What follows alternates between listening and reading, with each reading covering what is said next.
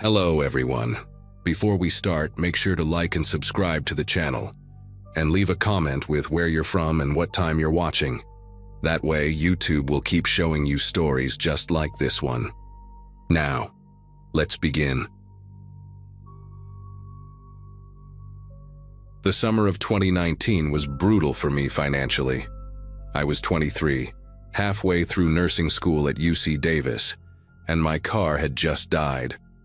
Between tuition, rent, and now needing transportation, I was desperate for quick cash.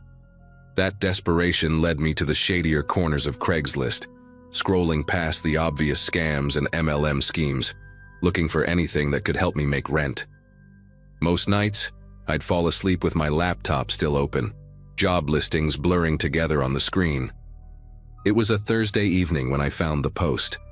Mixed between ads for moving help and plasma donation, there it was. Medical assistant needed, 1 day, $500 cash. The description was minimal but specific enough to catch my attention.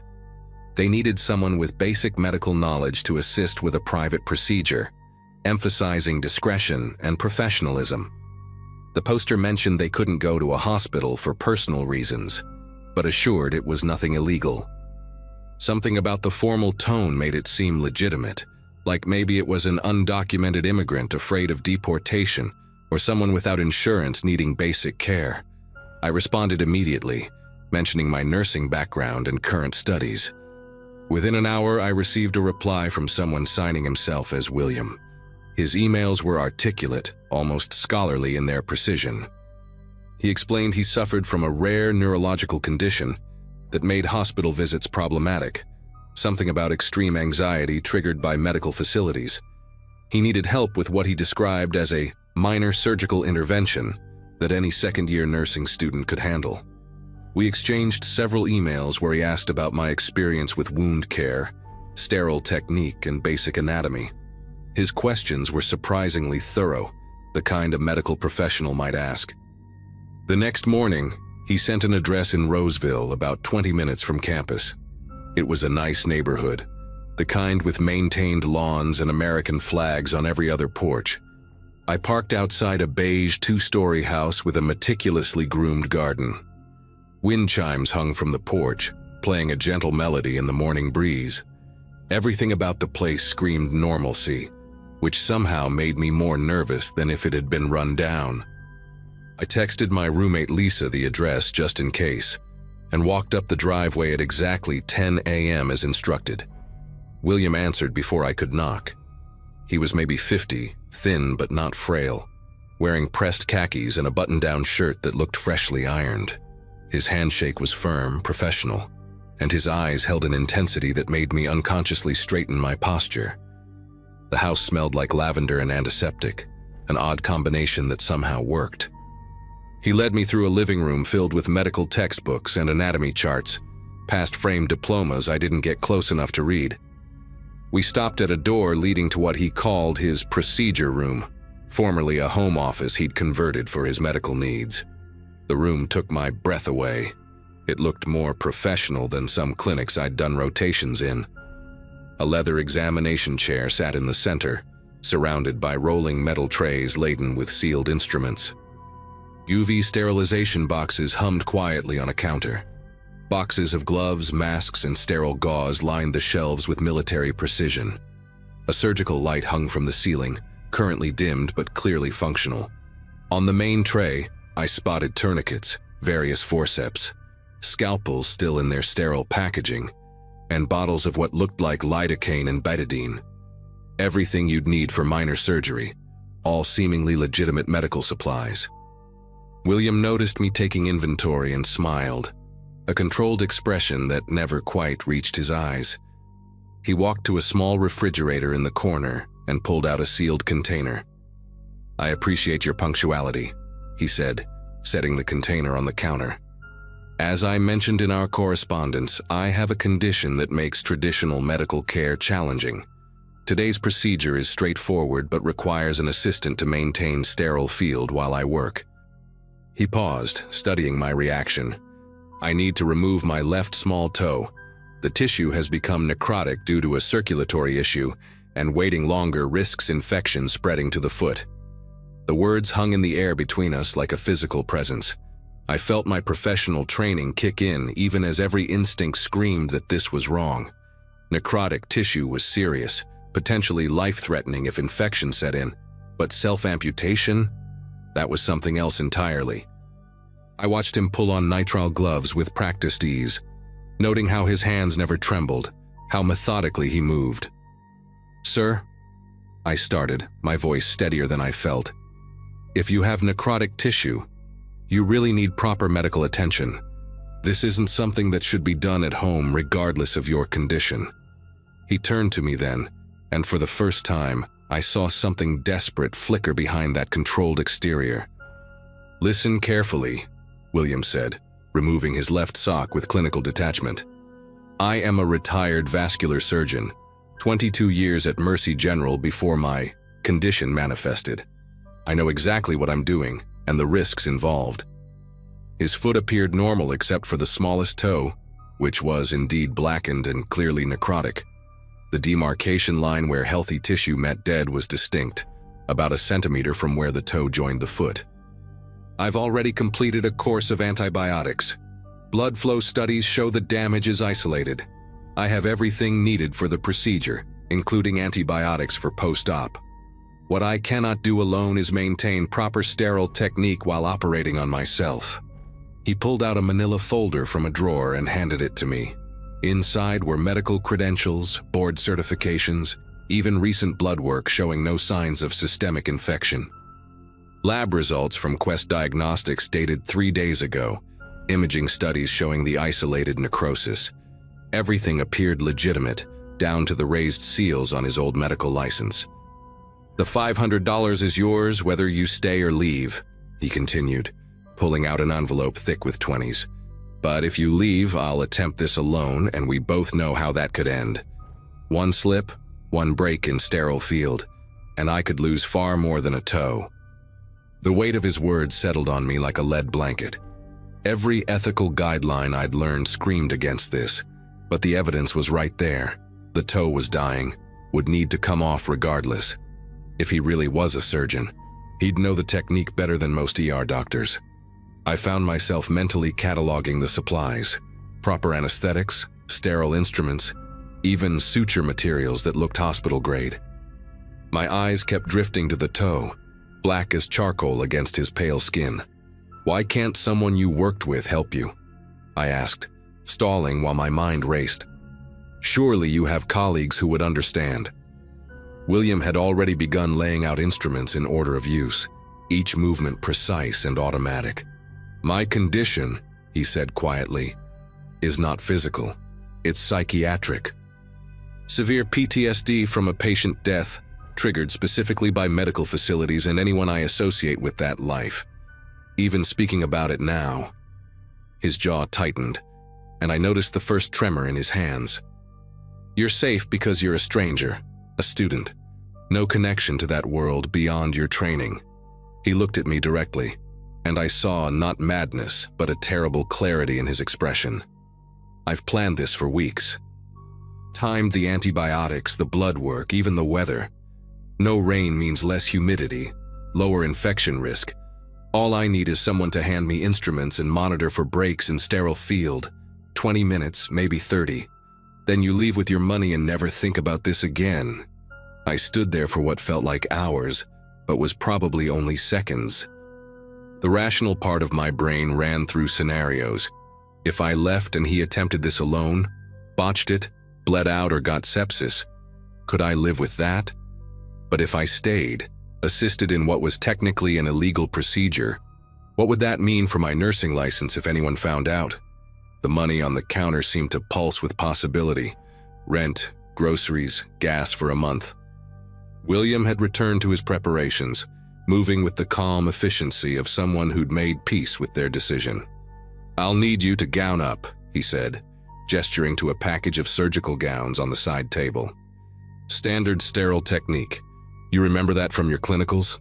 Maybe it was the clinical way he asked, or the familiar ritual of gowning and gloving, but I found myself moving forward. My hands went through the motions I'd practiced hundreds of times, Secure the gown, gloves over the cuffs, check for tears or contamination. William watched approvingly as he prepped his foot, painting concentric circles of betadine from the toe outward. The sharp antiseptic smell filled the room, transforming it from a home office into something more serious. He infiltrated the local anesthetic with expert precision, talking me through each step as if teaching a particularly important lesson. Digital block at the base, then a ring block for backup. Can't risk incomplete anesthesia when precision matters. What followed was perhaps the strangest half hour of my life. William worked with mechanical precision, narrating each step in the detached tone of a teaching surgeon. I passed instruments as requested, maintained the sterile field, and watched as he removed the necrotic toe with textbook technique. The bone saw made a sound I'll never forget, high-pitched and thin, nothing like the movies. He sutured the wound closed with tiny, perfect stitches, applied antibiotic ointment, and dressed it with the care of someone handling precious china. Throughout it all, his hands remained steady, his voice calm. Only once did he pause when a car honked outside, and I saw his whole body tense before forcing himself to continue. When it was over, William remained in the chair while I cleaned up, bagging the contaminated materials and the toe. He insisted on proper biohazard disposal, had even arranged for a medical waste pickup. He handed me a typed sheet of post-operative instructions, antibiotics schedule, and signs of infection to monitor. "I'll manage the follow-up care myself," he said, testing the dressing one final time. "The hard part's done." As I prepared to leave, he pressed the envelope into my hands along with an extra $100. "For being professional," he said simply, "and for understanding that sometimes the right thing and the legal thing aren't the same." I drove home in a daze, the money heavy in my pocket. Over the next few weeks, I found myself checking local obituaries, half expecting to see William's name. It never appeared. About a month later, I received a single text from an unknown number. "Healing well. Thank you." I never responded. Never told anyone except Lisa the bare minimum and tried to forget the whole thing. But sometimes when I'm working in the hospital now as a full RN, I think about William and wonder how many people like him exist, trapped between what they need and what the system can provide. I kept the extra $100 in my wallet for months, unable to spend it, until finally donating it to a free clinic downtown. Somehow, that felt like the right ending to the whole strange story.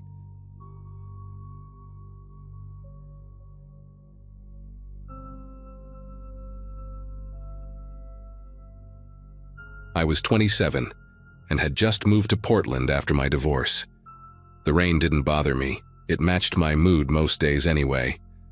I'd found a decent apartment near Hawthorne and landed a job at a veterinary clinic downtown. Most of my friends were still back in Phoenix, and the loneliness hit harder than I expected. That's how I ended up scrolling through Craigslist one night in early October, looking at the strictly platonic section. I know. Not exactly the smartest move, but I figured maybe I'd find someone to grab coffee with, explore the city, just have normal conversations that didn't revolve around sick cats and dogs. His post stood out because it wasn't trying too hard. New to Portland, looking for someone to check out bookstores and food carts with.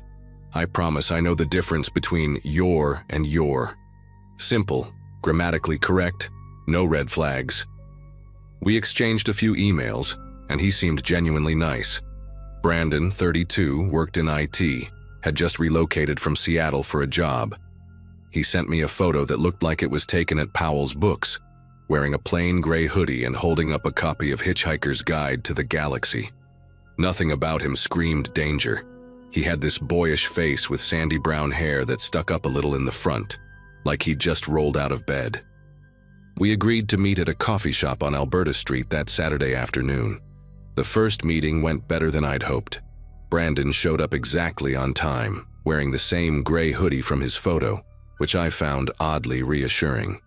He bought my latte without making a big deal about it, and actually asked questions about my job that showed he was listening. We talked for 3 hours, about books, about the weirdness of Portland compared to other cities, about our favorite episodes of The Office. He had this laugh that was almost silent, just his shoulders shaking while he grinned at something I'd said. When we left, he gave me a quick side hug and said he'd had a great time. Would I maybe want to check out the Japanese garden next weekend? I said yes. Walking back to my car, I felt lighter than I had in months. The second time we hung out, something small nagged at me, but I pushed it aside. We'd met at the garden entrance, and he'd brought me a coffee.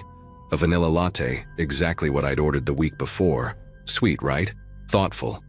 Except when I mentioned I usually preferred tea in the afternoons, his face did this quick thing, like a flash of irritation that disappeared so fast I wondered if I'd imagined it. "Oh," he said, "I'll remember that for next time." The rest of the afternoon was pleasant enough. He knew a lot about the different plants, pointed out the koi fish that had names, made jokes about tourists taking selfies. But when we were leaving, he asked what I was doing the next day and the day after that, and did I want to grab dinner Monday. When I said I had plans with a coworker Monday, that same flash crossed his face. "That's cool," he said. "Maybe another time." Monday morning, I walked into the clinic and nearly dropped my keys. Brandon was sitting in the waiting area, no pet carrier in sight, just scrolling through his phone. When he saw me, his face lit up like Christmas morning. "Hey, thought I'd surprise you with coffee before your shift." He held up 2 cups from the place down the street. My coworker Jenna raised her eyebrows at me from behind the reception desk. I forced a smile, took the coffee, tea actually, he'd remembered, and walked him outside. "How did you know where I work?" I asked, trying to keep my voice casual. He laughed that silent laugh. "You mentioned it was the clinic on 5th and Washington. Only one there, so..." He shrugged like it was nothing. After he left, Jenna asked who he was.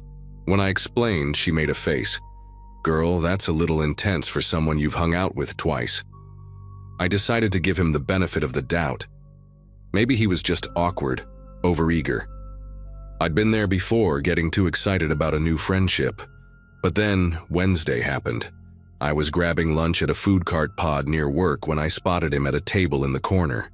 He wasn't eating, just sitting there with a laptop open. When our eyes met, he waved enthusiastically and gestured for me to join him. "What are the odds?" he said when I walked over.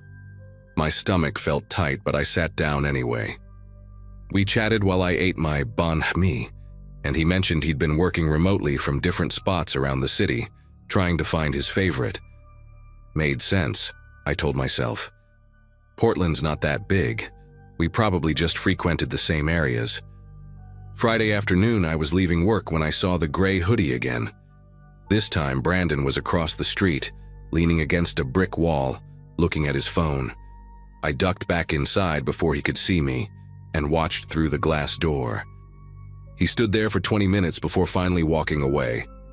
That night, I got a text from him. "Haven't heard from you in a few days. Everything okay? Want to hang out this weekend?" I stared at the message for a long time before typing back that I was busy, maybe next week. His response came instantly. "Sure, no problem. Let me know when you're free. I really enjoy spending time with you." Something about the way he phrased it made my skin prickle.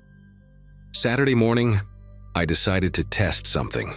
I told my roommate I was going to the farmer's market, made sure to mention it was the one at PSU, not the one closer to our apartment.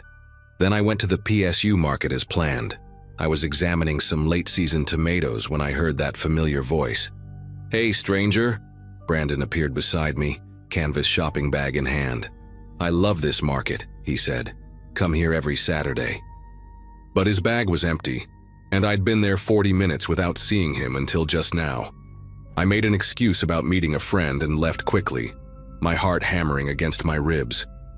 When I glanced back, he was still standing by the tomato stand, watching me go. That night, I couldn't sleep. Every car that passed my apartment made me peek through the blinds. Around 2 a.m., my phone buzzed. A text from Brandon. "Saw you at the market today, but you seemed in a rush. Hope everything's okay." Then another, "Did I do something wrong?" And another, "I thought we were friends." They kept coming one after another until I had 12 messages. The last one made my breath catch. "I just want to make sure you're safe. Sweet dreams." I turned off my phone and double-checked all the locks. Sunday passed without incident, but I couldn't relax. I kept expecting to see that gray hoodie everywhere I went. Monday morning brought a delivery to the clinic. A bouquet of sunflowers with a card that read, "Thinking of you. B." Jenna helped me throw them in the dumpster out back. I finally told her everything, and she insisted I should file a police report. But what would I say? That a guy I'd met for coffee was being too friendly? That he happened to be in the same public places as me? I knew how it would sound. That afternoon, though, something changed everything. I was checking my phone during a break when I saw I had a Facebook message from someone named Cheryl Lawson. I didn't recognize the name, but her profile picture showed a woman about my age with tired eyes. Her message was short but devastating. "I found your profile through Brandon's friends list. I'm his ex-girlfriend. Please be careful. He was arrested 6 months ago for violating a restraining order I had against him. He did the same thing to me, seemed perfect at first, then started showing up everywhere. It escalated fast. He installed tracking software on my phone, hid a GPS device in my car, would sit outside my apartment for hours. When I tried to break things off, he broke into my place while I was at work and rearranged all my furniture to how it should be. The police finally took it seriously when he showed up at my sister's wedding in California. He's supposed to be in court-mandated therapy, but I doubt he's going. I moved away from Seattle to get away from him. Please protect yourself." I read Cheryl's message 3 times, each word making my chest tighter. I immediately called the police and filed a report, showing them the messages and explaining the pattern.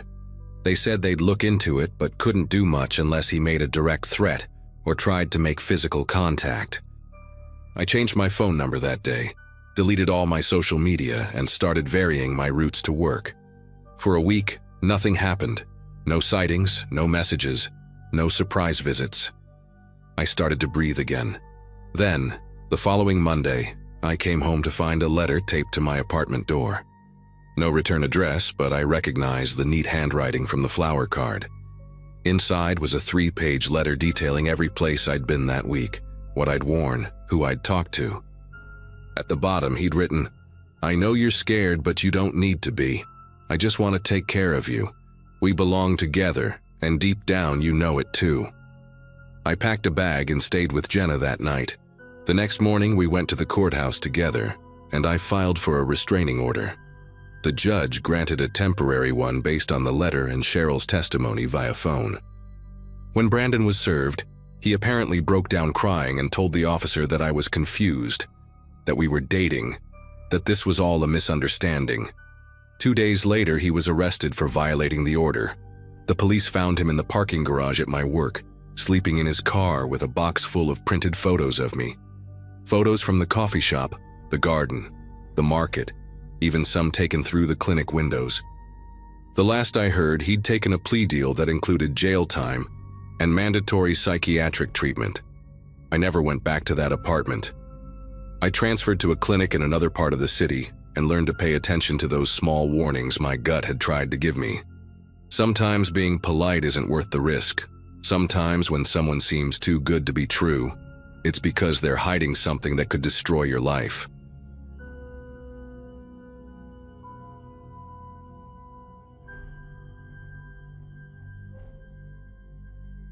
Something happened to me about 3 years ago that I still think about almost every day, and I finally decided to share it here because maybe someone can help me make sense of it.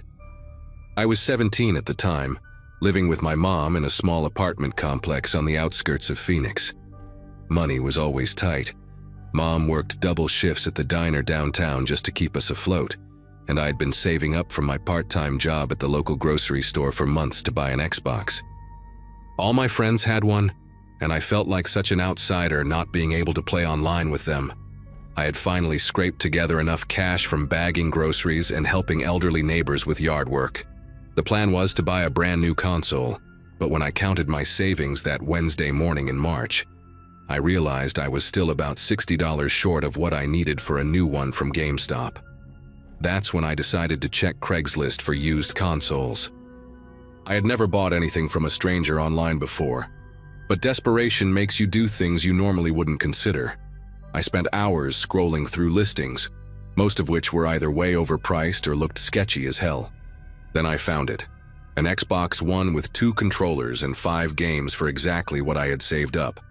The listing was posted by someone called Gary M., and the photos looked legitimate enough.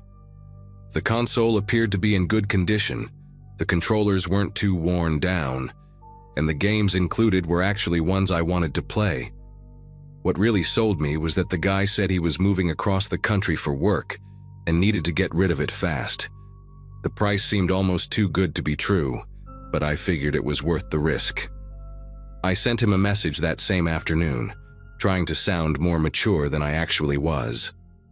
Gary responded within an hour, which surprised me because most Craigslist sellers usually take forever to get back to you. His message was short and to the point. He could meet me that evening at 6 p.m. in the Walgreens parking lot on Jefferson Street, about 15 minutes from my apartment. He said he preferred public places for safety reasons, which actually made me feel more comfortable about the whole thing. I had read enough horror stories about Craigslist meetups gone wrong, so meeting at a busy pharmacy seemed like a smart choice. The parking lot was always packed, especially during rush hour when people stopped by to pick up prescriptions on their way home from work. I told my mom I was going to meet a friend and would be back before dinner, which technically wasn't a lie since I considered Gary a potential friend if the transaction went well. I spent the rest of the afternoon cleaning out my car and counting my money for the 3rd time that day. The bills were mostly crumpled 1s and 5s from tip money I had been saving, and I organized them neatly in my wallet so I wouldn't look like a complete amateur during the exchange. I also printed out the Craigslist listing and Gary's phone number on a piece of paper, just in case my phone died or something went wrong. My mom always taught me to be prepared for the worst-case scenario, and even though this seemed like a straightforward transaction, I wanted to cover all my bases. As 6 p.m. approached, I started getting nervous butterflies in my stomach, the kind you get before taking a big test or asking someone out on a date. I had never done anything like this before, and the excitement of finally getting my Xbox was mixed with the anxiety of meeting a complete stranger. I arrived at the Walgreens parking lot about 10 minutes early and parked near the front entrance where there were plenty of people walking in and out. The place was busy as expected, families picking up medications, elderly couples slowly making their way to the automatic doors, teenagers like me hanging around waiting for rides. I kept checking my phone every 30 seconds, refreshing my messages to see if Gary had sent any updates about his arrival. At exactly 6 p.m., my phone buzzed with a text from him saying he was pulling into the parking lot in a dark blue Honda Civic. I looked around and spotted the car almost immediately. It was an older model, maybe early 2000s, with a small dent on the passenger side door and what looked like a bumper sticker that had been partially peeled off. Gary was behind the wheel, and from what I could see through the windshield, he appeared to be a middle-aged guy with thinning brown hair and glasses. As I walked toward his car, I noticed Gary get out and wave at me with what seemed like a genuine smile. He was shorter than I expected, probably around 5'7", wearing a faded red flannel shirt and dark jeans that looked like they had seen better days. His sneakers were old and scuffed, the kind you wear when you're doing yard work or moving heavy furniture. What struck me as odd was how he kept glancing toward the back of his car, almost like he was checking to make sure something was still there. When I got closer, I could see the Xbox box sitting on his passenger seat through the window, which made me feel more confident that this was a legitimate transaction. Gary extended his hand for a handshake and introduced himself. His voice was raspy like he had been smoking for years, but he seemed friendly enough. We made small talk for a minute about the weather and how busy the parking lot was, and Gary mentioned again that he was moving to Denver for a new job and had to get rid of a bunch of stuff quickly. He opened the passenger door and pulled out the Xbox box, which looked exactly like the photos he had posted online. The weight felt right in my hands, and I could see the controllers and games inside through the plastic window. I was about to hand him the money when I heard something that made my entire body tense up. The unmistakable sound of a baby crying. It was coming from the back of his car, specifically from the trunk area, and it was loud enough that I was sure other people in the parking lot could hear it too. The crying wasn't like a muffled recording or a ringtone. It was raw and desperate, the kind of cry that makes you want to immediately find the baby and comfort it. Gary's entire demeanor changed in an instant. The friendly smile vanished from his face, and his eyes darted around the parking lot like he was checking to see if anyone else had noticed. He practically sprinted to the back of his car, fumbling with his keys as the crying got louder and more frantic. I stood there holding the Xbox box, completely confused about what was happening, but instinctively knowing that something was very wrong with this situation. Gary managed to pop the trunk open just a crack. I couldn't see inside from where I was standing, but the crying stopped almost immediately. He slammed it shut again and turned back to me with a forced laugh, wiping sweat from his forehead even though it wasn't particularly hot outside.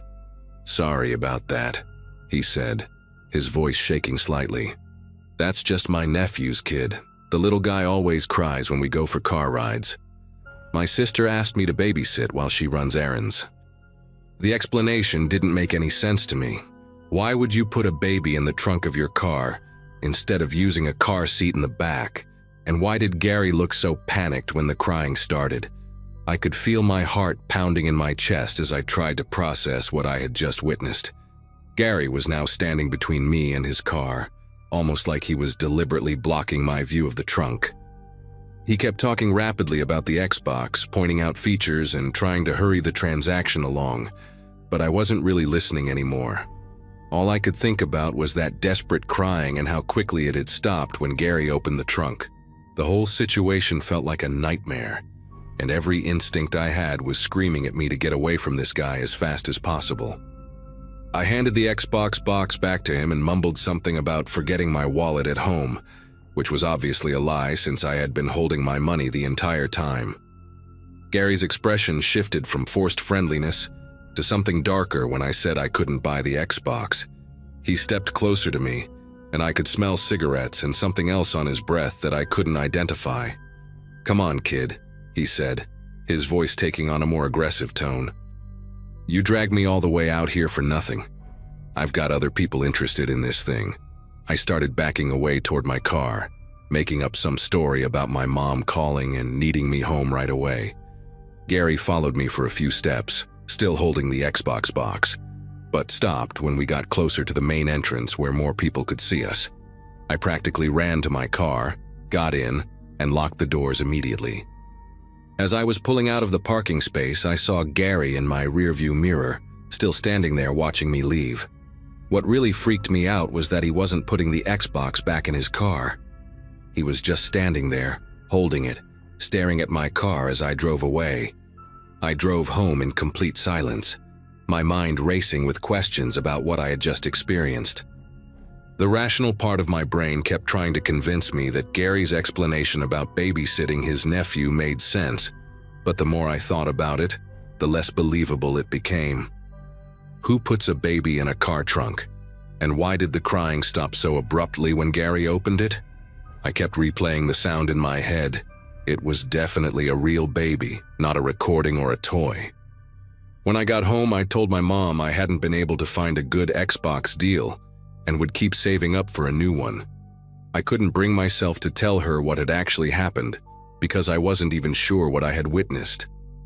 That night, I lay in bed staring at the ceiling, wondering if I should call the police, but what would I tell them? That I heard a baby crying from someone's car and the guy gave me a weird explanation. It didn't seem like enough evidence of anything illegal. The next morning, I couldn't stop thinking about the incident, so I decided to check if Gary had reposted the Xbox listing on Craigslist.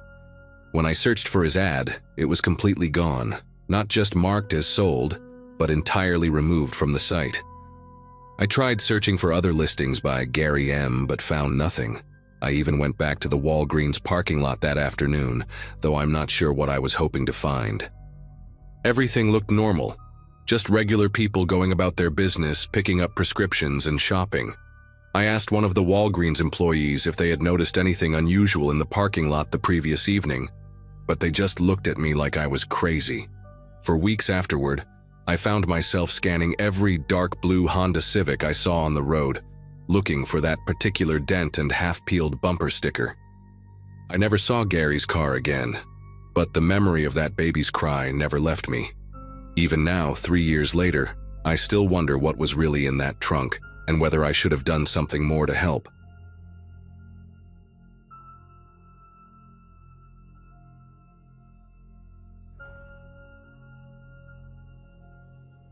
Looking back, I should have trusted my gut about that whole situation, but money was tight, and I needed every dollar I could get.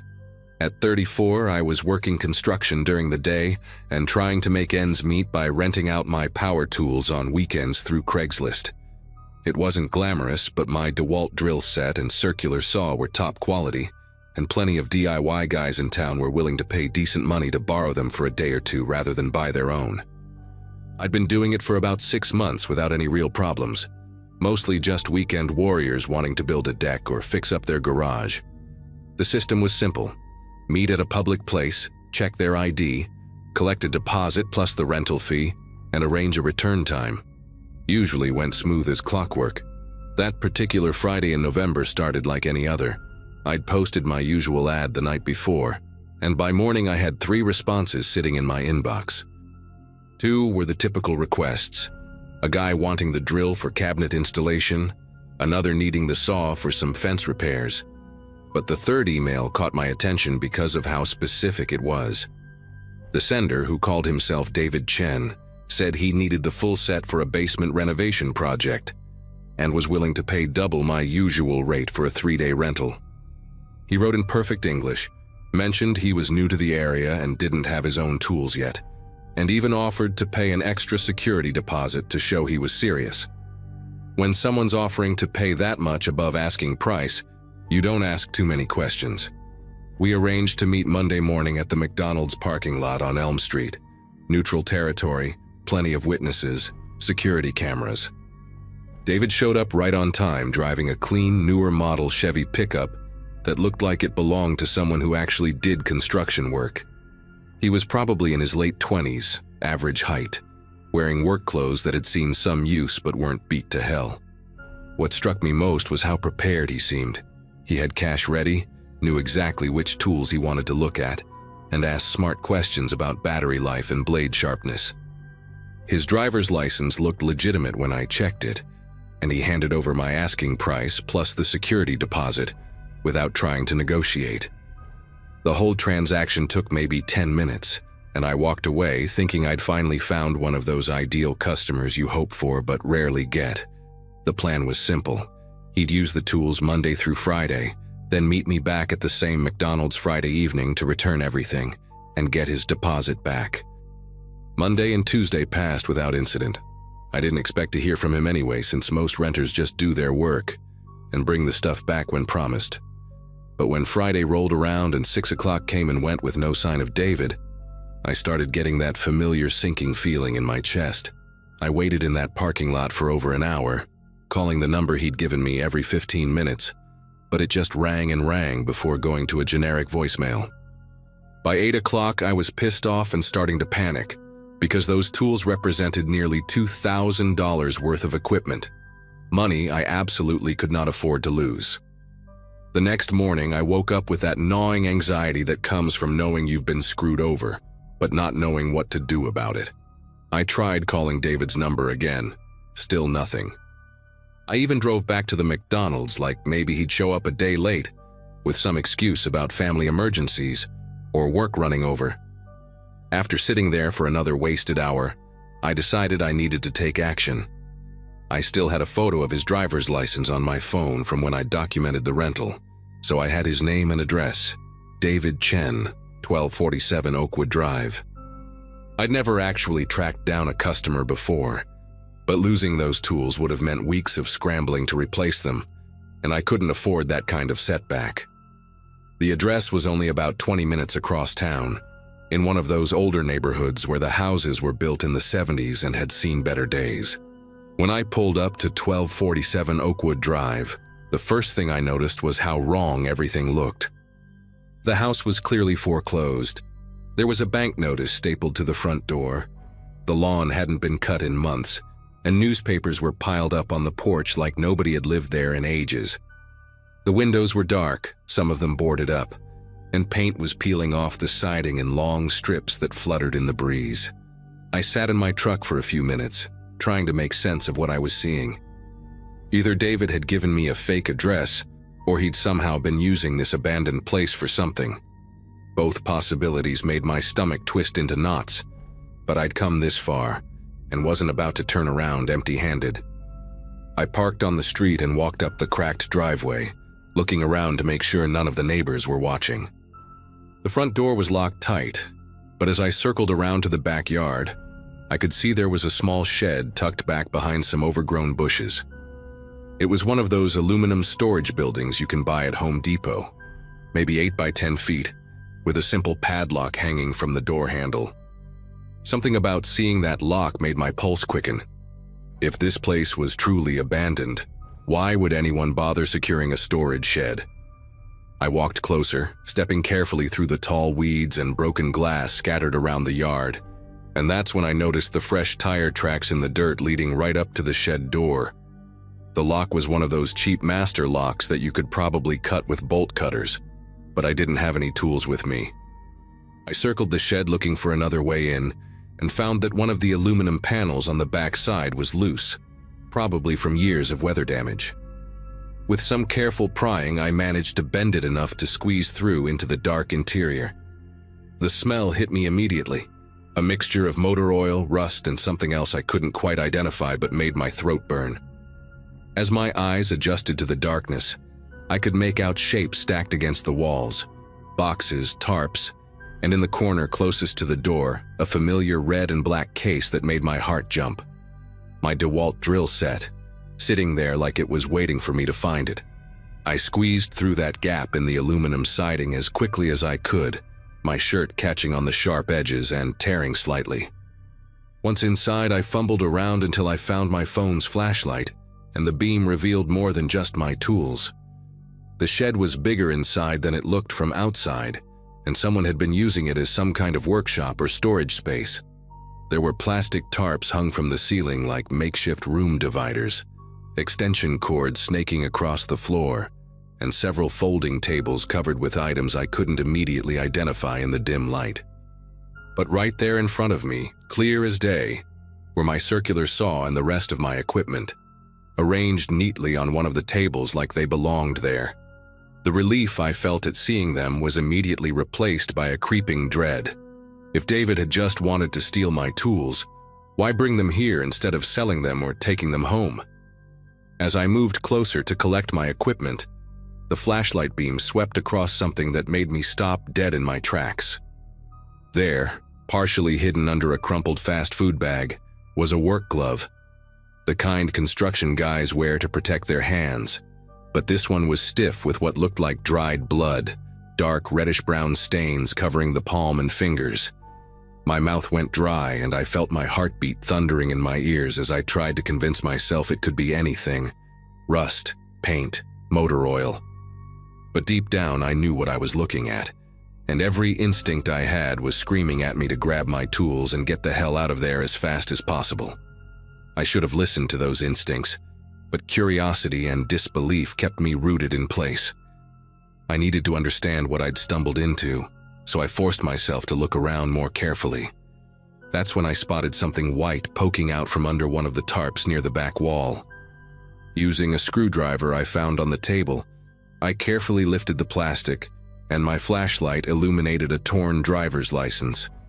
The photo showed a middle-aged man with graying hair and kind eyes, someone who looked like he could have been anybody's father or neighbor.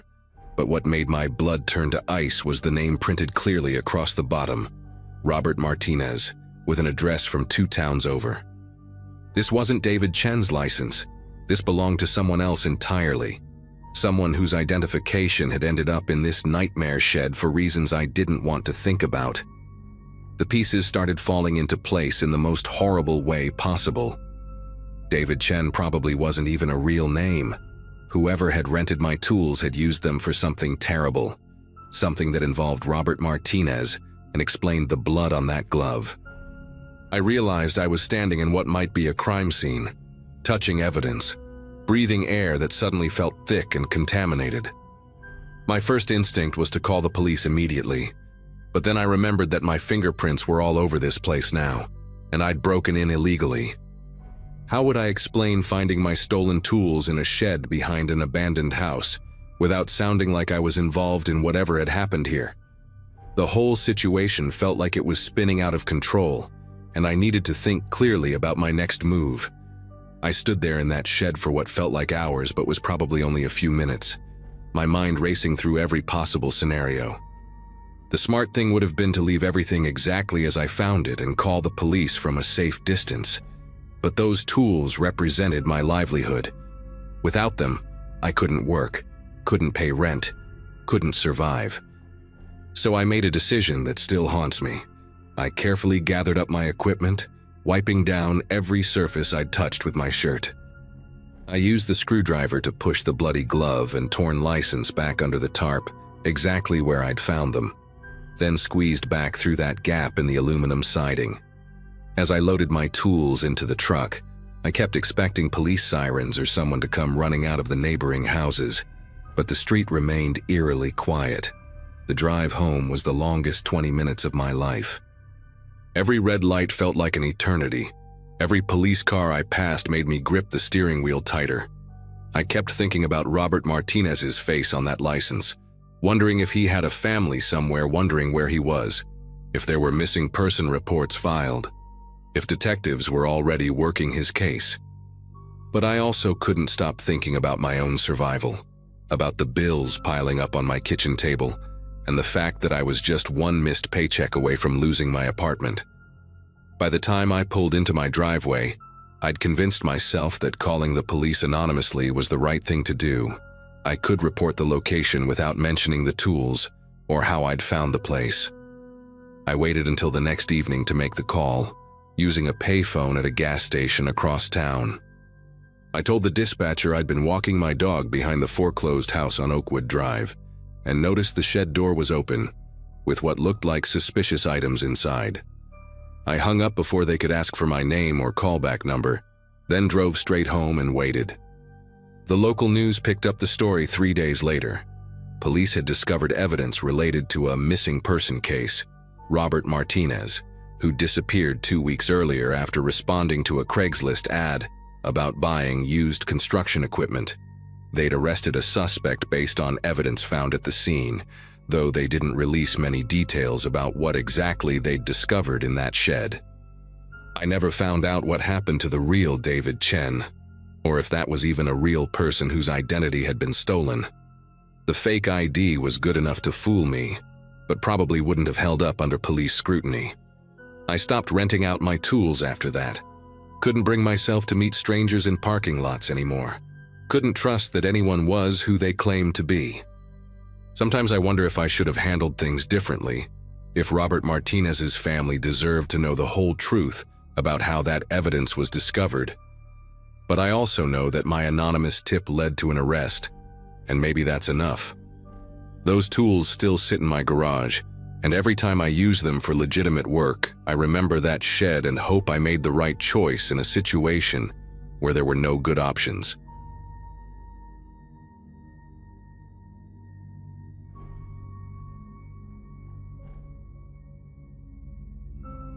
People always told me I was too trusting for my own good, but I never thought that would almost get me killed. At 26, I was working as a dental hygienist in a small town outside Phoenix, Arizona, living in a cramped apartment with my tabby cat, Whiskers. It was early September 2021, and I'd been going through a rough patch after my divorce from my college boyfriend. Whiskers was literally my only companion most days. I'd come home from cleaning teeth all day to find him waiting by the door, purring like a tiny motor. My brother Tyler, who was 3 years older and worked construction, always joked that I loved that cat more than most people loved their kids. He wasn't wrong. Wednesday morning started like any other, except when I got up to feed Whiskers, he was nowhere to be found. I searched every corner of my apartment, calling his name until my throat was raw. The bathroom window was cracked open about 6 inches. I always left it that way for fresh air, never thinking a cat could squeeze through such a small gap. But Whiskers was lean and determined when he wanted something. I spent my entire lunch break that day walking around the apartment complex, shaking his treat bag and asking neighbors if they'd seen him. By evening, panic had settled deep in my chest like a stone. The next morning, I posted on every social media platform I could think of and put up flyers around the neighborhood. But the most important thing I did was create a detailed Craigslist ad with Whiskers' photo. A beautiful shot of him sitting in a sunbeam, his green eyes bright and alert. I offered a $200 reward, which was basically my entire grocery budget for the month, but I didn't care. The ad described his distinctive white patch on his chest that looked like a tiny star, his habit of chirping instead of meowing, and how he had a small scar above his left eye from a kitten accident. I included my phone number and begged anyone who'd seen him to call immediately. The response came faster than I expected. Around noon on Thursday, my phone buzzed with an unknown local number. The man's voice was gravelly, like he'd been smoking for decades, and he spoke slowly with what sounded like a slight southern accent. He said his name was Eugene, and that he'd found a cat matching Whiskers' description near his trailer on the outskirts of town. He described the white star marking perfectly, and even mentioned the scar, which made my heart leap with hope. But then he said something that made me pause. He insisted I needed to come out to his place to properly identify the cat, claiming he couldn't bring it to me because it was acting skittish around strangers. The address Eugene gave me was way out on Route 87, past the last gas station, and into an area I'd never explored. He said to look for a blue mailbox with the number 4472 and turn left down a dirt road. Something about his tone made me uncomfortable. He kept emphasizing how I needed to come alone because too many people might spook the little guy. When I mentioned bringing my brother for safety, Eugene's voice got sharper, almost irritated. He said fine, but we needed to be quiet and move slowly. The whole conversation felt strange, but the thought of Whiskers being scared and alone somewhere made me push aside my doubts. I called Tyler immediately after hanging up, and he agreed to drive me out there after he got off work at 5. Tyler picked me up in his beat-up Ford pickup, and we headed out as the sun was starting to sink toward the horizon. The drive took about 40 minutes, winding through desert scrubland dotted with saguaro cacti and the occasional mobile home. As we got further from town, the houses became more spread out and run down. Tyler kept the radio on low, playing classic rock, but I could barely focus on the music. My stomach was churning with a mixture of excitement and anxiety. Every few minutes I'd check my phone to make sure I had signal, though it was getting weaker the further we drove. The landscape outside looked increasingly desolate, just endless stretches of sandy dirt and sparse vegetation. When we finally found the blue mailbox, it was so faded and dented that we almost drove past it. The number 4472 was barely visible, painted in peeling white letters. Tyler turned left down what could generously be called a road. It was really just 2 tire tracks, separated by a strip of weeds and rocks. His truck bounced and lurched over potholes and debris. About a quarter-mile down this path, we came to a clearing that made both of us stop talking. Instead of a single trailer with someone's home, we were looking at what appeared to be an abandoned RV lot. There were maybe 8 or 10 old recreational vehicles scattered around, most of them clearly broken down and uninhabitable. The silence was the first thing that hit me. No sounds of life, no dogs barking, no generator humming, just the wind whistling through broken windows and loose metal. Most of the RVs had flat tires, missing doors, or were sitting at odd angles like they'd been there for years. Rust streaked down their sides in orange tears, and several had tarps stretched over holes in their roofs. Tyler put the truck in park, but left it running, his expression grim as he scanned the area. We sat there for a moment, neither of us wanting to admit what we were both thinking. This didn't look like a place where anyone actually lived, let alone someone who'd found and was caring for a lost cat. That's when we saw movement from the largest RV at the far end of the lot. A man emerged from what looked like a 1980s Winnebago with brown and tan stripes, its awning hanging at a dangerous angle. Even from a distance, Eugene looked exactly like his voice sounded. weathered and rough around the edges. He was probably in his 50s, wearing a stained baseball cap and clothes that had seen better days. What made my skin crawl was how he stood there watching us, not waving or walking over like a normal person would. He just stared, completely motionless, as if he was studying us. Tyler muttered something under his breath about this being a bad idea, but I was still clinging to hope that maybe Whiskers was actually in there somewhere. Eugene finally started walking toward us, and I noticed he had a pronounced limp favoring his right leg. His face was lean and angular, with deep lines carved around his eyes and mouth. When he got close enough to talk, he didn't greet us normally. Instead, he launched right into insisting we needed to come inside his RV to see the cat. He claimed Whiskers was hiding under his bed and wouldn't come out for strangers, so we'd have to go in and coax him out ourselves. The way he said it felt rehearsed, like he'd practiced this conversation. Tyler and I exchanged glances, and I could see the warning in my brother's eyes. The whole setup felt wrong. Why wouldn't Eugene just bring the cat outside, or at least show us through a window? When Tyler politely suggested that Eugene could carry the cat out to us, the man's demeanor shifted dramatically. His friendly facade cracked, and irritation flashed across his face like storm clouds rolling in. He started talking faster, his words tumbling over each other as he explained why that was impossible. The cat was too scared, too traumatized, too delicate to be moved. He kept stepping closer to Tyler's truck, and I noticed his hands were clenched into fists at his sides. The way he was looking at us wasn't friendly anymore. It was calculating, like he was trying to figure out how to convince us to do what he wanted. My instincts were screaming at me to leave, but the possibility that Whiskers might actually be in there kept me frozen with indecision. Eugene's voice got louder and more agitated when we continued to hesitate. He started gesturing wildly toward his RV, insisting that we were wasting time and that the cat was getting more stressed by the minute. He claimed he'd spent his own money on cat food and had been taking good care of Whiskers for days, so the least we could do was trust him enough to come inside for 5 minutes. But there was something in his eyes that didn't match his words. A kind of desperate intensity that made every alarm bell in my head go off. Tyler must have sensed it too, because he quietly reached over and made sure his door was unlocked.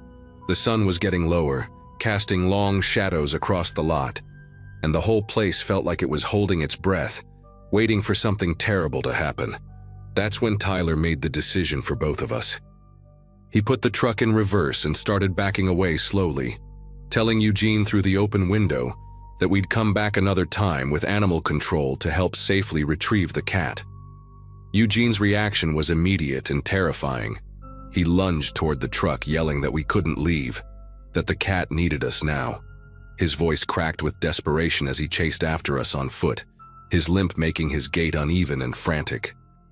In the side mirror, I watched him stumble and nearly fall, but he kept coming, shouting something about how we were making a mistake.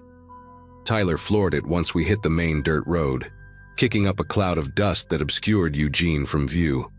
My heart was pounding so hard I thought it might burst. The drive back to town was silent except for the sound of gravel hitting the underside of Tyler's truck. Neither of us spoke until we were safely back on the paved highway, and even then, it was just Tyler muttering about how we should call the police. But what would we tell them? That a man had asked us to come inside his RV and we'd refused? That he'd acted strange when we tried to leave? It all sounded paranoid when I thought about it rationally, but my gut told me we'd just escaped something horrible.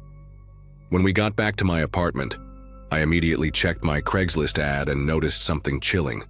Eugene had been the only person to respond to it, despite the $200 reward and detailed description. No legitimate sightings, no other calls, nothing. Tyler insisted on staying the night, sleeping on my couch with a baseball bat within reach. We spent hours dissecting every detail of the encounter, trying to make sense of what Eugene's real intentions might have been. The more we talked, the more convinced we became that there had never been any cat at that RV lot.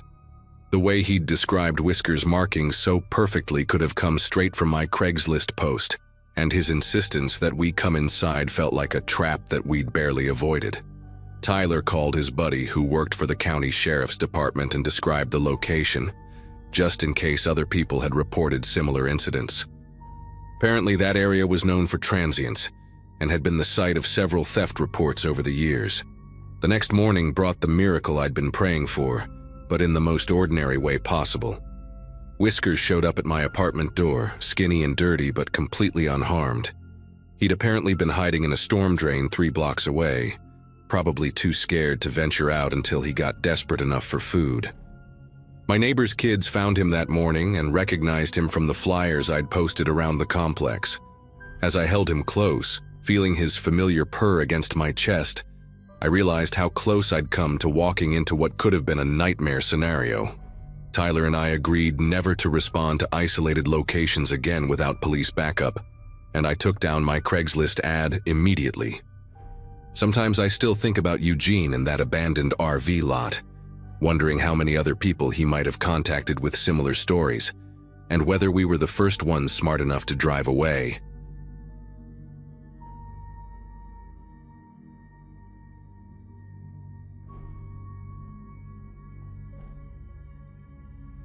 I work night shifts at a packaging warehouse outside Phoenix, so I'm used to being up all hours and having weird schedules.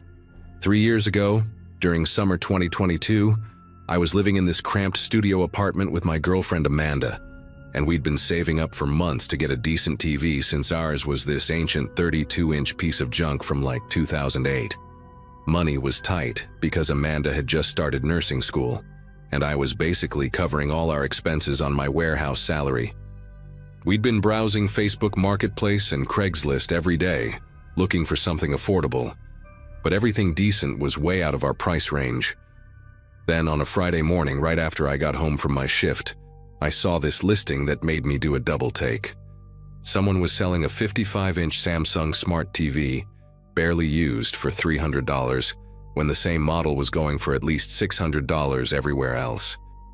The photos looked legit, showed the TV from different angles, even had the original box and manual visible in the background. The seller's name was Kevin Thompson, and when I messaged him, he responded within minutes explaining that he was moving out of state for work and needed to get rid of the TV fast. He seemed normal enough in our text exchange, mentioned he'd bought it just 8 months ago, but his new place already had a built-in entertainment system. What struck me as a little unusual was that he insisted we meet in the underground parking garage of his apartment complex, instead of just having me come up to his unit. He said the elevator had been broken for weeks, and he lived on the 8th floor, and there was no way he could carry a 55-inch TV down all those stairs by himself. Made sense to me at the time, especially since he offered to bring it down to the garage level ahead of our meeting time so I wouldn't have to wait around. We agreed to meet at 2 p.m. that same day, and he sent me the address of the building along with instructions to park near the south entrance and take the stairs down to sublevel B. Amanda thought the whole thing seemed a bit sketchy, mainly because of the unusually low price, but I convinced her that some people really do need to sell things quickly when they're moving. I'd bought stuff off Craigslist plenty of times before without any issues, and this didn't seem much different except for the good deal we were getting. I grabbed the $300 in cash from our savings envelope, told Amanda I'd be back in an hour with our new TV, and headed out in my beat-up Nissan Sentra. The apartment complex was about 20 minutes away in a decent part of town, one of those newer developments with clean brick buildings and well-maintained landscaping. When I pulled into the parking lot, I noticed it was pretty quiet for a Friday afternoon, with only a handful of cars scattered around. The building Kevin had directed me to looked just like all the others, and I easily found the south entrance with the stairwell that led down to the underground garage. The garage was dimly lit, with those fluorescent lights that buzz and flicker, and it had that musty concrete smell mixed with car exhaust that all underground parking areas seem to have. It was bigger than I expected, stretching out in both directions with numbered parking spaces and concrete pillars every 20 feet or so. I checked my phone and saw it was exactly 2 p.m., so I started looking around for Kevin and the TV. The place was eerily quiet except for the hum of the ventilation system and the occasional drip of water somewhere in the distance. I walked deeper into the garage, my footsteps echoing off the concrete walls, scanning the area for any sign of the cellar or a TV box. After about 5 minutes of searching, I spotted something near the far wall, past a row of parked cars. There, sitting by itself against the concrete wall, was a large cardboard box that looked exactly like a TV box, complete with Samsung branding and product images on the side. As I got closer to the box, I could see it was still sealed with the original tape, and it definitely looked like the real deal. The model number matched what Kevin had listed in his ad, and the box seemed heavy enough to actually contain a TV. I pulled out my phone to text Kevin that I'd found the box but didn't see him anywhere, when I heard the echo of footsteps behind me. They were slow and deliberate, not like someone just walking casually through a parking garage. I turned around expecting to see Kevin approaching with an apologetic smile for being late, but instead, I saw a figure about 30 feet away, walking toward me from the direction I'd just come from. The person was wearing dark clothing and had something covering their face. Not a ski mask exactly, but more like a bandana or scarf pulled up over their nose and mouth, with a baseball cap pulled down low over their eyes. What made my heart start racing wasn't just the mask, it was what I could see in their hands. They were holding what looked like white plastic zip ties, the heavy-duty kind we used at the warehouse to secure large packages. The person wasn't running or moving aggressively, but there was something calculated about the way they were walking, like they were trying not to startle me into bolting immediately. I stood there for what felt like forever, but was probably only a few seconds, trying to process what I was seeing and figure out if there was some innocent explanation. Maybe this was Kevin and he was wearing a mask because he was sick, and the zip ties were for securing the TV box somehow.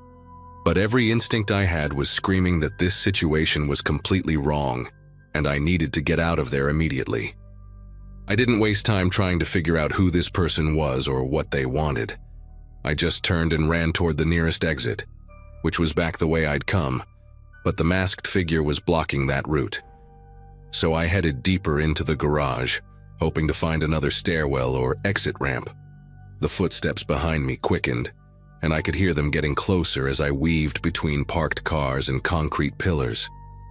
My work boots were making too much noise on the concrete floor, basically announcing exactly where I was to whoever was chasing me. I ducked behind a large SUV and tried to catch my breath while listening for the footsteps, which had stopped completely. The silence was almost worse than hearing them, because now I had no idea where this person was, or if they were sneaking up on me from a different direction. After crouching behind the SUV for what felt like several minutes, I carefully peered around the bumper and saw the garage was empty. No sign of the masked figure anywhere. I waited another few minutes, then made a quick dash for what looked like an exit ramp leading up to street level.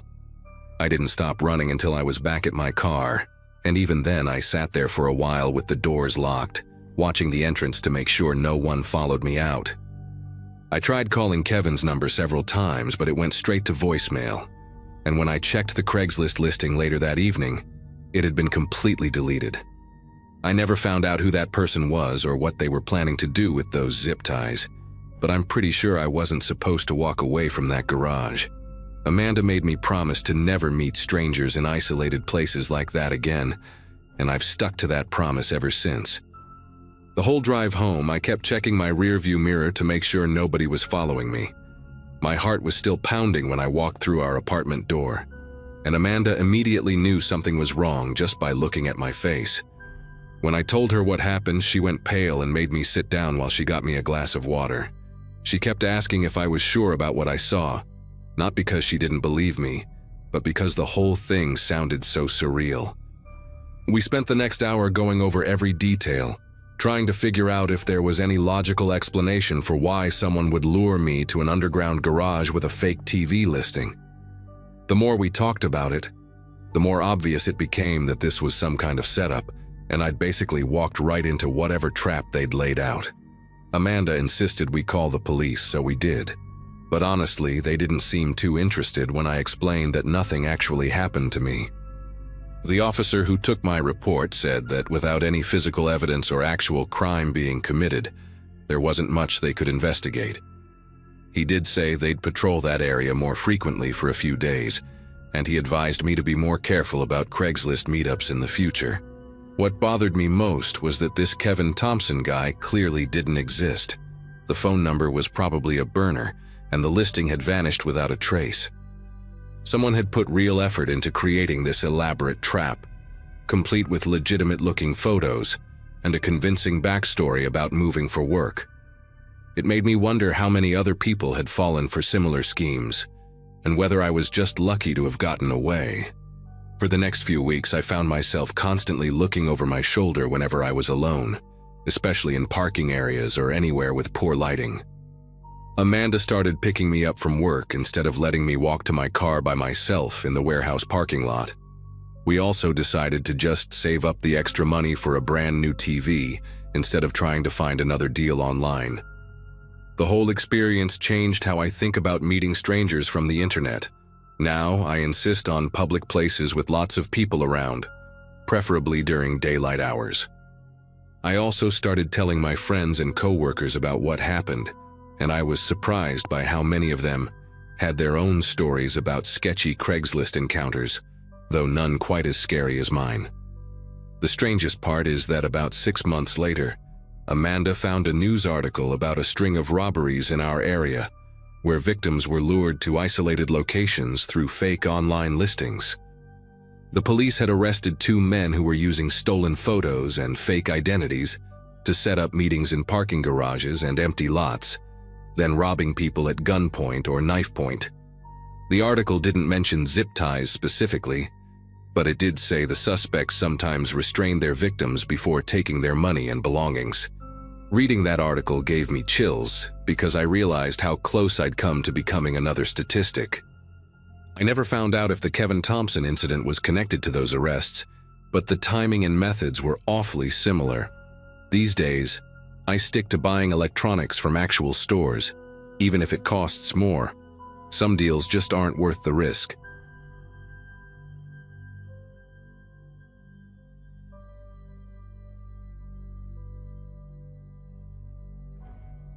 Everyone always told me that taking random gigs off Craigslist was asking for trouble, but as a broke college junior trying to pay for textbooks and ramen noodles, I didn't have much choice. The posting seemed legitimate enough. Some guy named Mitchell needed someone to watch his 2 cats for a long weekend, while he visited family in Colorado. $50 a day plus free food from his fridge sounded like a dream compared to my usual diet of instant mac and cheese.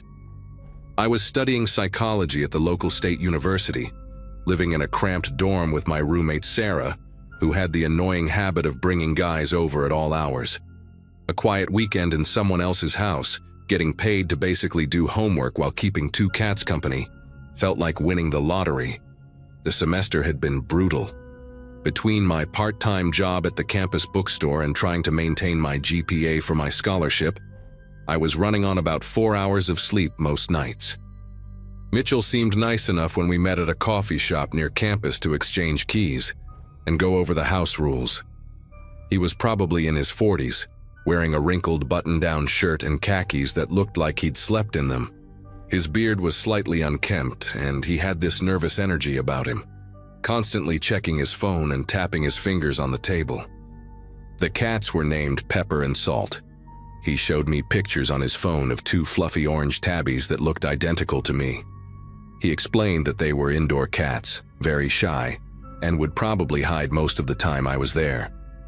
The house was about 20 minutes from campus, in one of those older residential neighborhoods where all the houses looked like they'd been built in the 70s. He handed me a crumpled piece of paper with his cell number and said to text him if anything came up, though he mentioned cell service might be spotty where he was going. Something about the way he avoided eye contact when he said that struck me as odd, but I brushed it off as social awkwardness. The house itself was exactly what you'd expect from a middle-aged bachelor who owned 2 cats. It was clean enough, but everything had that lived-in feeling. Newspapers stacked on the kitchen counter, a few dishes in the sink, and that faint smell of cat litter that never quite goes away no matter how often you clean it.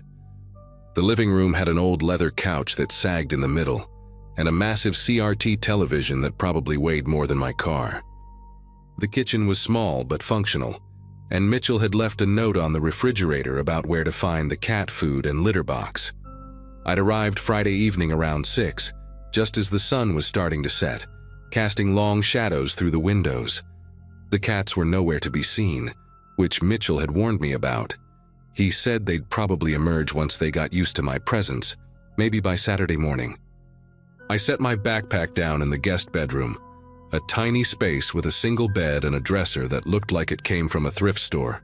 The whole place had this quiet, settled feeling, like it had been frozen in time for years. Saturday morning came and went without any sign of the cats, which started to worry me a little. I'd brought enough homework to keep me busy for the entire weekend, 2 psychology papers and about 300 pages of reading for my abnormal psych class.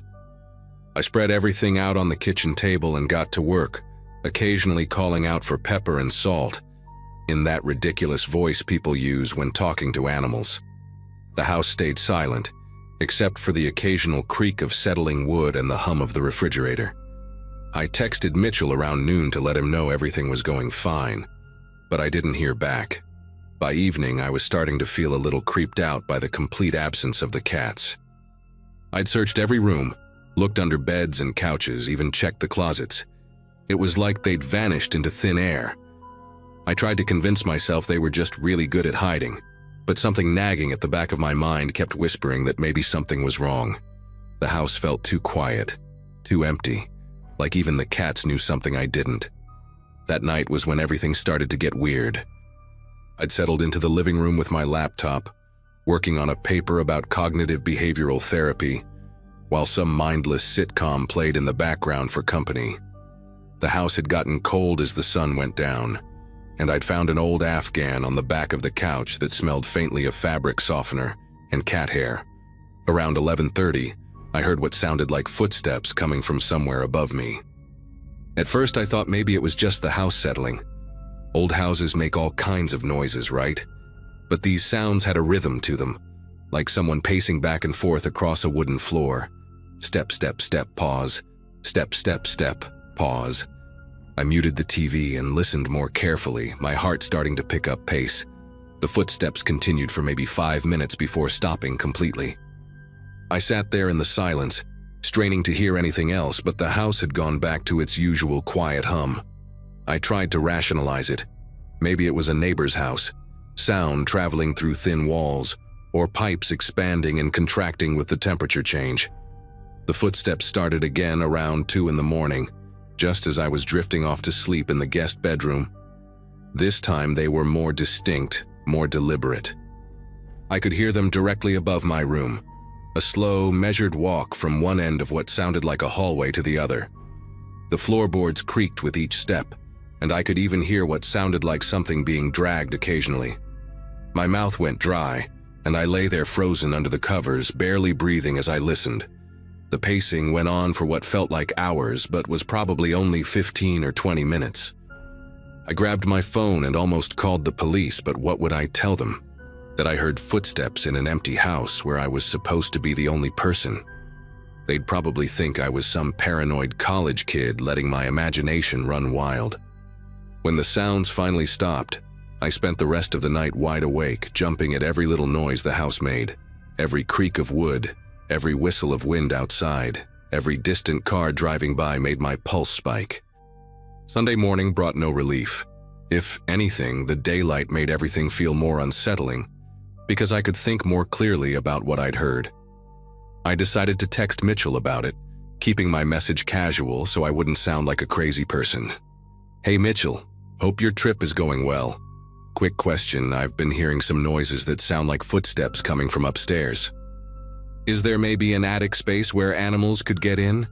Just want to make sure everything's secure up there.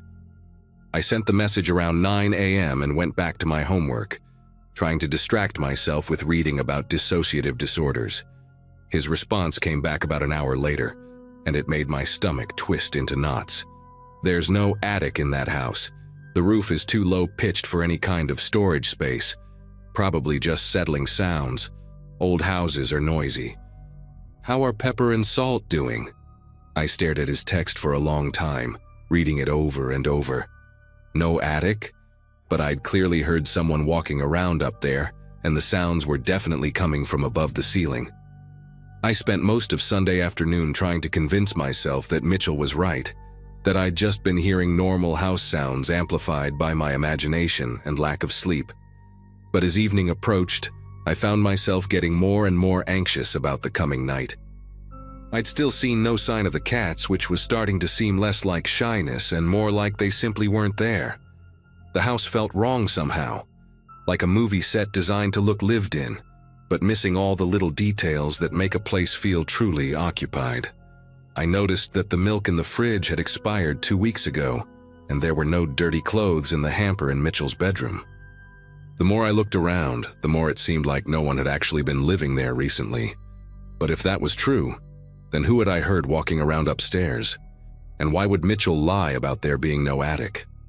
I kept glancing up at the ceiling, half expecting to see a face peering down at me through some hidden opening. The rational part of my brain kept trying to explain everything away, but my gut was screaming that something was very, very wrong. Sunday night, I couldn't take it anymore. The footsteps had started again around 10 p.m., and this time they seemed more urgent, more aggressive. Instead of the slow pacing I'd heard before, it sounded like someone was moving furniture around up there. Heavy, dragging sounds followed by loud thumps that made the light fixture in my room sway slightly.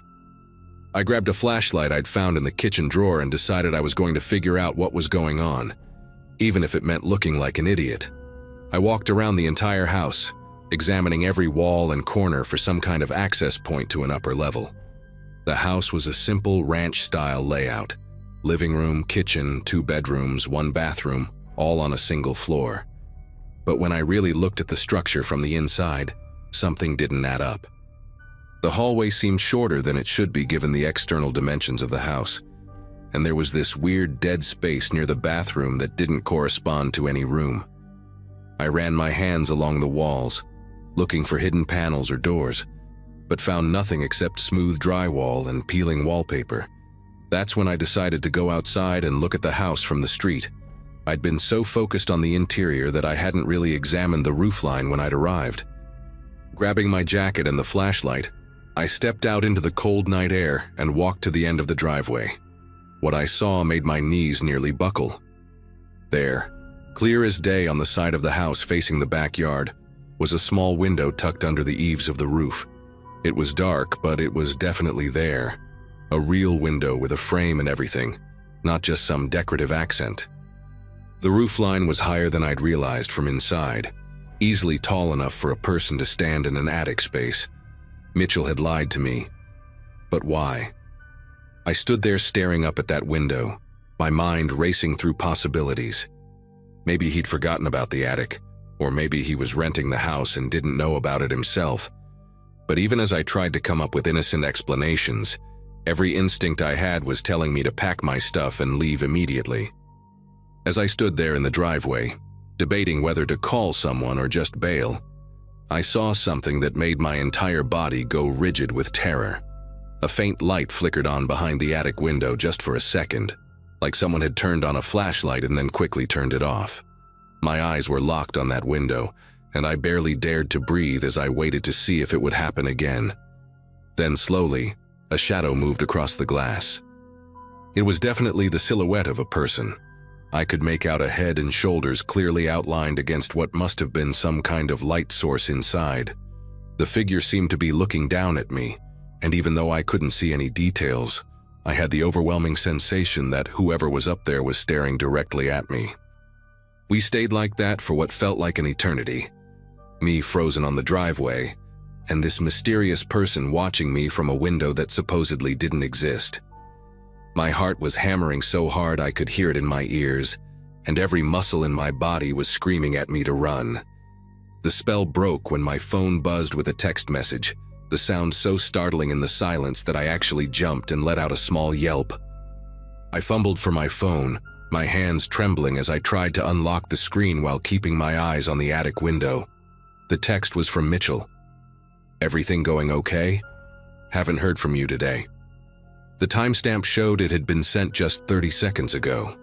I looked back up at the window and the figure was gone. just dark glass reflecting the streetlight.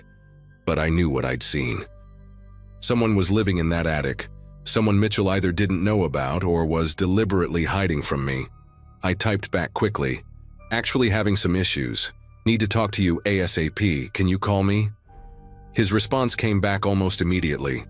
"Can't call right now. What kind of issues? Are the cats okay?"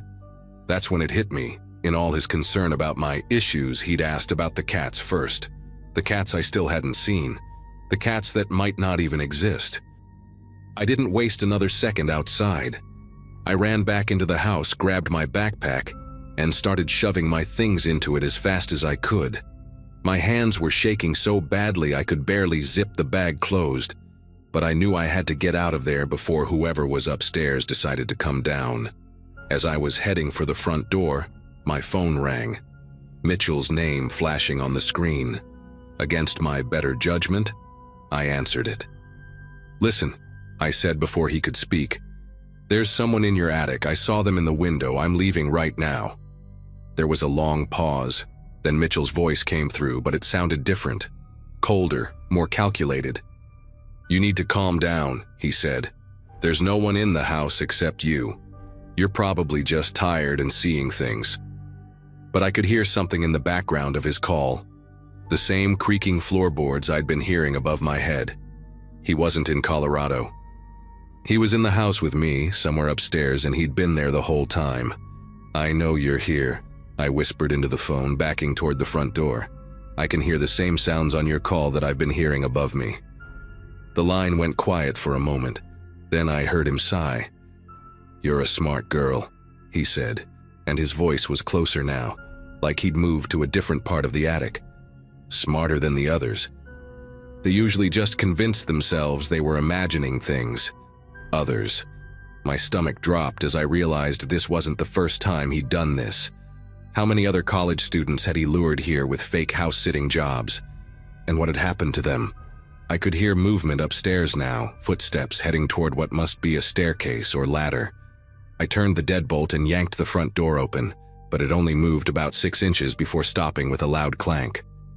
There was a chain lock at the top that I hadn't noticed before, positioned too high for me to reach easily.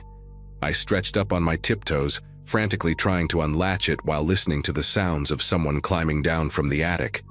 The chain finally came loose and I burst out of the house, running toward my car parked on the street. Behind me, I could hear the front door slam open and heavy footsteps on the porch. I didn't look back as I fumbled with my keys, my fingers barely working from the adrenaline and cold. The car started on the second try, and I peeled away from the curb so fast my tires squealed against the asphalt. In my rearview mirror, I saw a figure standing in the doorway. Definitely not the nervous, disheveled man I'd met at the coffee shop. This person was taller, broader, wearing dark clothes that made him blend into the shadows. I drove straight to the police station, my phone buzzing continuously with calls from Mitchell's number that I didn't dare answer. When I told the desk sergeant my story, he listened patiently, but I could see the skepticism in his eyes. A house-sitting job from Craigslist, mysterious sounds in the attic, a homeowner who lied about the house's layout. It sounded crazy even to me as I said it out loud. The police did send a car to check on the house, but when they got there, it was completely empty. No sign of anyone living in the attic, no evidence of the cats that were supposed to be there, and no trace of Mitchell or whoever had been upstairs. The officers found that the house had been on the market for 3 months after the previous owner moved to a nursing home. No one named Mitchell had any legal connection to the property. The real estate agent confirmed that several people had reported break-ins over the past few weeks, but nothing had ever been stolen, just signs that someone had been staying there temporarily. I never found out who Mitchell really was, or what he'd planned to do to me if I hadn't figured out he was there. The police theorized that he was probably a transient who'd been using the empty house as a base to run some kind of scam, targeting vulnerable college students with fake job postings. I deleted my Craigslist account that night, and never responded to another online job posting again. Sometimes I still wonder about those others he mentioned, and whether they all made it out like I did. But mostly, I try not to think about what would have happened if I hadn't decided to step outside and look up at that attic window.